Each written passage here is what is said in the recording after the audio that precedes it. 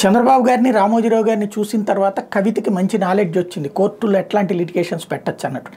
ఎట్లయితే మార్గదర్శి చిట్ ఫండ్స్‌లో నువ్వు నిబంధనలు పాటిస్తున్నావా లేదా అంటే దాన్ని తప్పించి అధికారులు పొద్దున పూట్ల ఎందుకు వస్తారు, రాత్రి పూట్ల ఎందుకు వస్తారు, దబాయిస్తారు ఎందుకు, ఇట్లాంటి పిటిషన్లు వేసి అది విచారణ జరగనీయకుండా అడ్డుకునేటువంటి రామోజీరావు గారి దగ్గర, అట్లాగే చంద్రబాబు గారికి సంబంధించి స్కిల్ డెవలప్మెంట్లో మీరు వాళ్ళకి ఇచ్చింది నిజమా కాదా, వాళ్ళ దగ్గర నుంచి ఇట్లాగ వచ్చింది నిజమా కాదా, వాళ్ళు అసలు సిమెంట్స్కి సంబంధం ఉందా లేదా అంటే అవన్నీ వదిలేసి 17A ప్రకారం నన్ను అరెస్ట్ చేయాలంటే గవర్నర్ అనుమతి కావాలి కదా అంటూ డైవర్షనల్ గేమ్ ఎట్లా నడుపుతున్నారో అట్లాగే కవిత కూడా ఇప్పుడు ఈడీ కేసులకు సంబంధించి వేస్తున్నటువంటి పిటిషన్లు అలాగే ఉన్నాయి. వాళ్ళు రాత్రిపూట్ల విచారించకూడదు, పగటిపూట విచారించాలి, లేకపోతే మహిళలు ఉన్నారు కానీ రాత్రిపూట్ల కరెక్ట్ కాదు కదా అంటూ వేసుకొచ్చినటువంటి పిటిషన్ల ద్వారా ఆమె విచారణకు నోటీసులు ఇచ్చినా హాజరు కావట్లేదు. అదేమంటే కోర్టులో ఉంది కాబట్టి హాజరు కావట్లేదని కబుర్లు చెప్తోంది.